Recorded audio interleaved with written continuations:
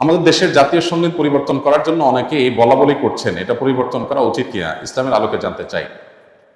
জাতীয় সঙ্গীত পরিবর্তন করার দাবি এবারই শুধু উঠছে তা নয়, এর আগেও বারবার উঠেছে, আপনারা জানেন।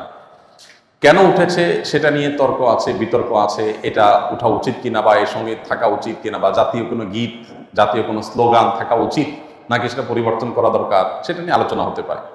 আমি সে আলোচনায় যাব, তার আগে একটু প্রাসঙ্গিক কোনো একটা বিষয় বলি। সেটা হলো যে দেশপ্রেমের নামে, দেশত্ববোধকতার নামে, দেশত্ববোধক কাজের নামে আপনি কোনো গীত, মিউজিক সংযুক্ত করে, বাদ্যযন্ত্র সংযোগে আপনি যদি কাউকে শুনতে বাধ্য করান, তাহলে সেটা তার স্বাধীনতার খর্ব করার শামিল, বিশেষ করে মুসলমানদের ক্ষেত্রে। কারণ ইসলাম যেহেতু বাদ্যযন্ত্র যোগে কোনো গান বাদ্যকে অ্যালাউ করে না, কোনো গানকে অ্যালাউ করে না, বিধায় আপনি দেশাত্মবোধক গানের নামে, দেশপ্রেমের নামে আপনি আমাকে যদি এটা চাপিয়ে দেন, তাহলে এটা হবে আমার অধিকার লঙ্ঘন করা, আমার অধিকার খর্ব করা, সোজা কথা।